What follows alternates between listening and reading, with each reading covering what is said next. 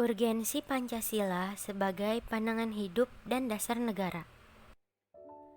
Negara adalah suatu organisasi kekuasaan yang berdaulat dengan tata pemerintahan yang melaksanakan tata tertib atas suatu umat di suatu daerah tertentu.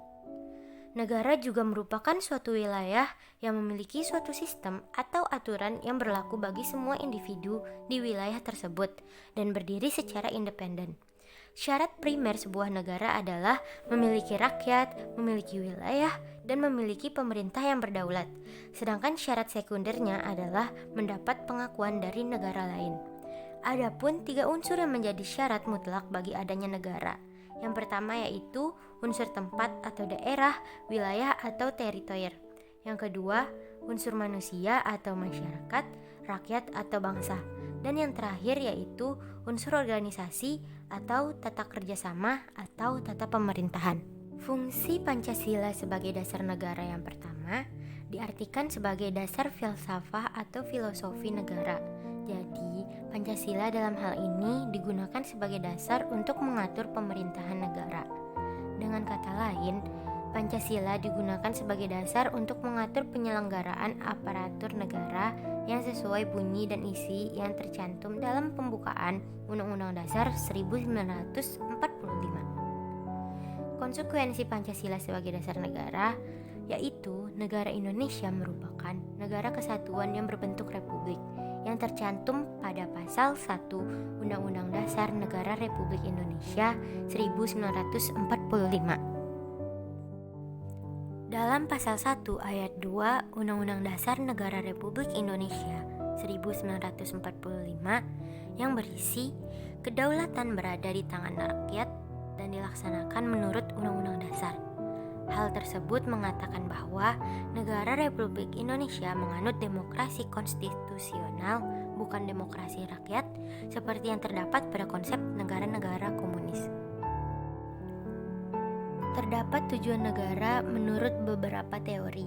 Yang pertama yaitu teori kekuatan dan kekuasaan sebagai tujuan negara. Menurut Friedrich Nietzsche 1844-1900, tujuan hidup umat manusia adalah penjelmaan tokoh pilihan dari mereka yang paling sempurna atau maha manusia atau Übermensch. Hidup itu adalah serba-serba perkembangan, serba memenangkan dan menaklukkan, serba meningkat terus ke atas. Yang kedua yaitu teori kepastian hidup, keamanan dan ketertiban sebagai tujuan negara. Menurut Thomas Hobbes 1588 sampai 1679, perdamaian adalah unsur yang menjadi hakikat untuk tujuan negara.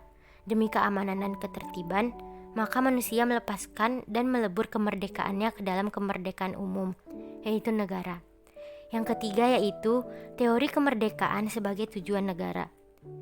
Menurut Hegel Refleksi Absolut 1770 sampai 1831, negara adalah suatu kenyataan yang sempurna yang merupakan keutuhan daripada perwujudan kemerdekaan manusia.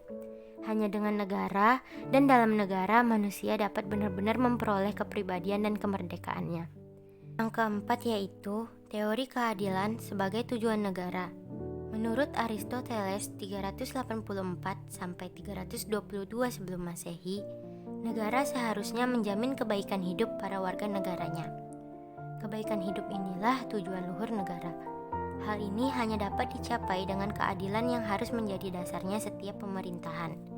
Keadilan ini harus dinyatakan dengan undang-undang. Kelima yaitu teori kesejahteraan dan kebangsaan hidup sebagai tujuan negara. Menurut Immanuel Kant 1724 sampai 1804, tujuan politik ialah mengatur agar setiap orang dapat puas dengan keadaannya. Hal ini menyangkut terpenuhinya kebutuhan yang bersifat bendawi dan terwujudnya kebahagiaan yang bersifat kerohanian. Pancasila merupakan pandangan hidup dan kepribadian bangsa yang nilai-nilainya bersifat nasional yang mendasari kebudayaan bangsa. Maka, nilai-nilai tersebut merupakan perwujudan dari aspirasi atau cita-cita hidup bangsa. Fungsi Pancasila yang kedua ialah sebagai pandangan hidup bangsa Indonesia. Jadi, Pancasila bisa berperan sebagai petunjuk hidup sehari-hari yang juga merupakan satu kesatuan yang tidak akan bisa dipisah-pisah antara satu dengan yang lain atau bersatu dalam satu negara, yaitu Negara Kesatuan Republik Indonesia.